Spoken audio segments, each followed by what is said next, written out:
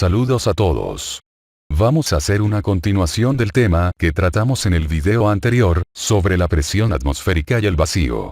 Esta vez, vamos a tratar de diferenciar lo que es la presión atmosférica generada por un campo gravitacional, con la presión atmosférica artificial, que se genera dentro de una nave espacial, o un traje de astronauta. Ya que, si bien lo que dije antes sobre que el vacío no chupa es cierto, tenemos que analizar qué es lo que sucede en estos otros casos.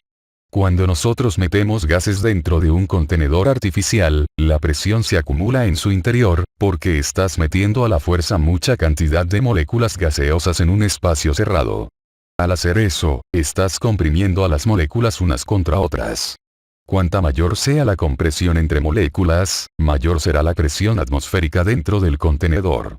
Es decir, en este caso, son las paredes del contenedor las responsables de apretar a las moléculas unas contra otras, generando presión en el proceso. A diferencia de lo que sucede en un campo gravitatorio, donde es el peso de las moléculas a causa de la atracción entre masas, lo que obliga a las moléculas a apoyarse unas sobre otras, generando cada vez más presión a las moléculas que se vayan encontrando más cerca de la superficie. Creando así, un gradiente de presión descendente con la altura. En el caso de la presión en un contenedor, la presión en todas partes de su interior será la misma, ya que no hay un campo gravitatorio que comprima las moléculas en una dirección específica. En un contenedor, las moléculas son comprimidas de igual forma desde todas las direcciones. Es por eso que no es comparable la presión generada por un contenedor, a la presión generada por la gravedad, pues se generan por procesos diferentes y con resultados diferentes. Ahora, yendo al caso de la presión en un contenedor, el gas escapa al vacío cuando perforas el contenedor, no porque el vacío chupe, sino porque las moléculas comprimidas unas contra otras encuentran una vía de escape para liberarse de la presión que hay entre ellas, causada por la retención de las paredes del contenedor, de una cantidad muy elevada de moléculas de gas por centímetro cuadrado. Aquí vemos la diferencia que hay, entre un contenedor a presión en el vacío, y entre un vacío hecho en un contenedor dentro de la atmósfera terrestre. En el primer caso, es la presión del interior la que busca salir al exterior para descomprimirse, y en el segundo caso, la presión del exterior busca rellenar los espacios donde no haya el mismo nivel de presión que en el exterior. Así que, como mucho, de lo que podemos hablar es de la fuerza de repulsión entre las moléculas gaseosas, no de una fuerza del vacío. Fuerza de repulsión entre moléculas que en un contenedor, es vencida por la resistencia estructural de sus paredes, y en el caso de la gravedad, es vencida por el propio peso de las moléculas de gas al ser atraídas al centro de masas. Ahora, una pregunta para los terraplanos que se pasan diciendo que la Tierra es un sistema cerrado, y que la presión atmosférica se mantiene por estar contenida por un domo. ¿Cómo es el gradiente de presión en nuestra atmósfera? ¿Acaso es igual al gradiente de presión que vemos en un contenedor cerrado? ¿O es un sistema de presión decreciente con la altura, el cual solo es creado por la atracción gravitatoria? Os pongo este dibujo. En la izquierda, tenemos un gradiente de presión para una atmósfera contenida de forma artificial, mediante paredes contenedoras. Y en la derecha, tenemos un gradiente de presión decreciente con la altura, el cual se corresponde con una atmósfera comprimida por la gravedad. ¿Cuál de estos dos gradientes de presión es el que tenemos en nuestra atmósfera real? Pues es muy obvio, el gradiente de la derecha es el de nuestra atmósfera. Ya que en nuestra atmósfera, la presión es decreciente con la altura. Si nuestra atmósfera estuviera mantenida por paredes contenedoras como un sistema cerrado, tendríamos una presión homogénea, y distribuida isotrópicamente. Habría la misma presión a nivel del mar, y a 10 kilómetros de altura. Sin embargo, sabemos que eso no es así.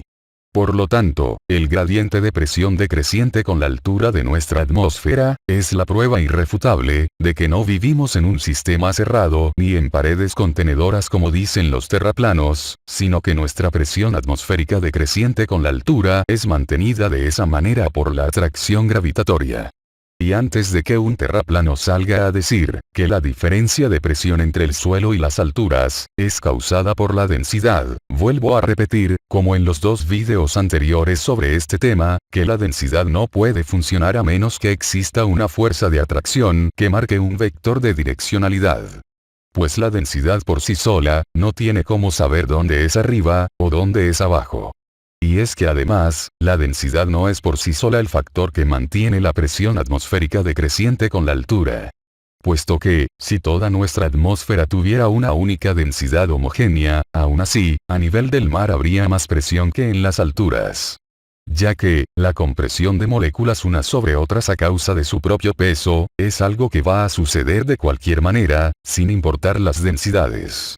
Las densidades contribuyen a aumentar o disminuir las diferencias de presión en las capas de la atmósfera, pero no son el único factor que las crea, y las diferencias de presión existirán aunque toda la atmósfera tenga la misma densidad. Ya que estamos hablando sobre la presión atmosférica en espacios cerrados, veamos el asunto de los trajes espaciales y la presión. Ya que los terraplanos tienen una enorme preocupación sobre la capacidad de un traje para poder contener presión, y sobre la movilidad que un traje a presión podría tener. Los terraplanos dicen que sería imposible caminar o moverse en un traje espacial, ya que si el traje tuviera dentro una presión atmosférica de 101 kilopascales, 1 kilogramo por centímetro cuadrado, o lo que es lo mismo, una atmósfera de presión a nivel del mar, el traje quedaría completamente hinchado y rígido como un globo. Lo cual en realidad es parcialmente cierto, pero como es de costumbre, los terraplanos exageran todo a su conveniencia. La rigidez de los trajes espaciales es algo cierto.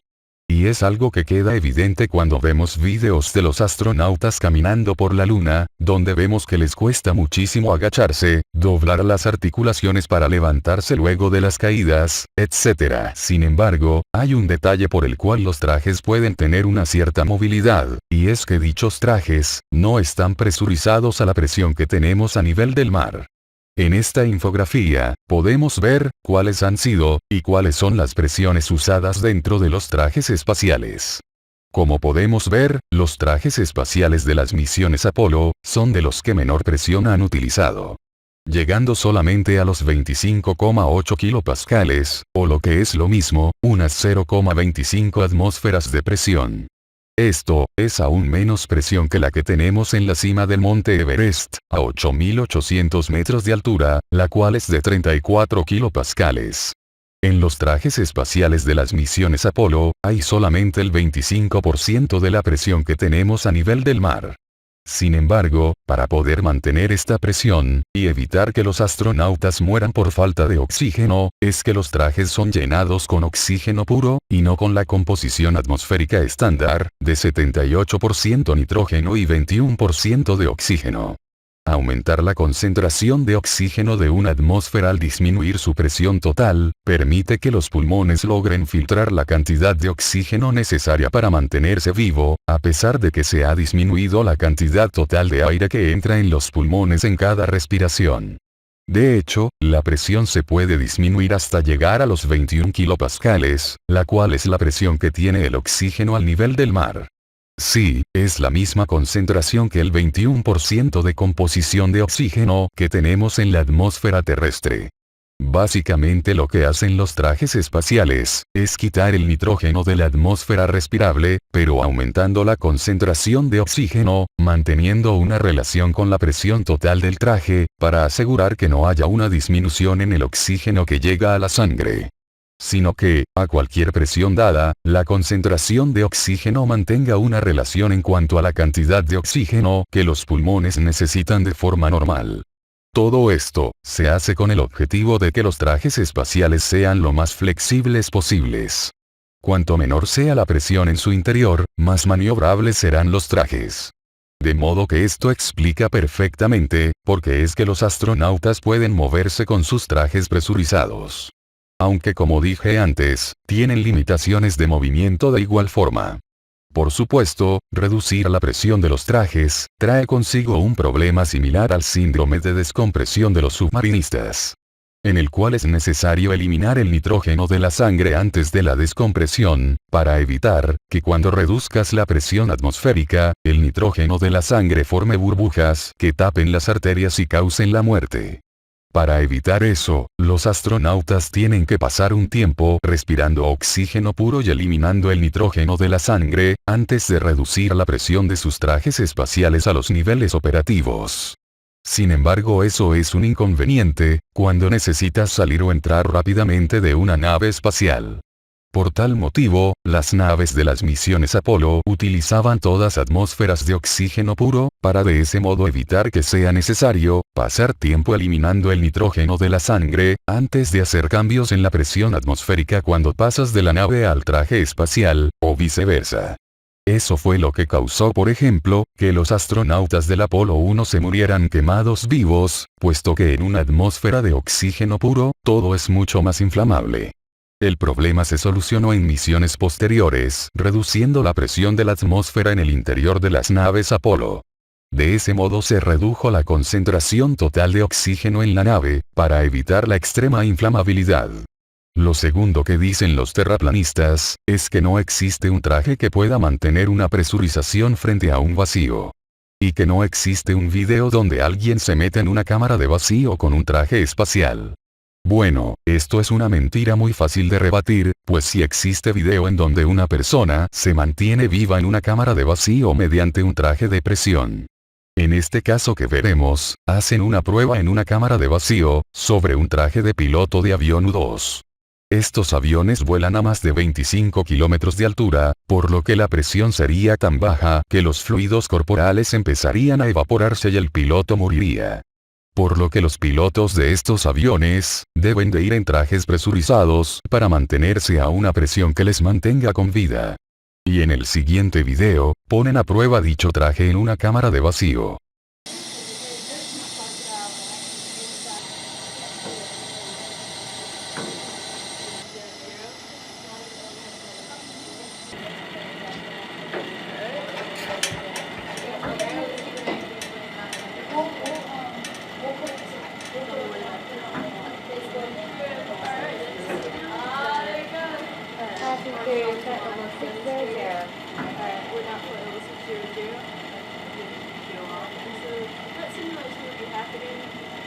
Inside your body if you weren't in fact in that suit.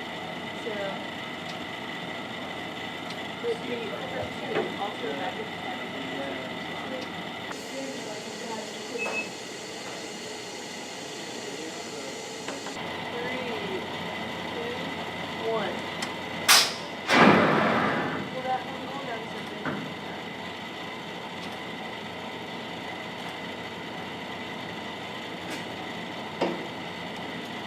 La prueba al vacío ha sido bastante concluyente. No hay ningún problema con tener trajes espaciales presurizados, y de hecho todos los pilotos militares que vuelan a grandes alturas los necesitan. No es algo exclusivo de astronautas. Hemos visto cómo es que hacen los astronautas para poder tener movilidad en sus trajes presurizados, y hemos visto las diferencias que hay entre una presurización artificial mediante paredes contenedoras, y la presurización natural mediante un campo gravitatorio. Espero que hayan quedado claros los conceptos. Nos vemos en la próxima.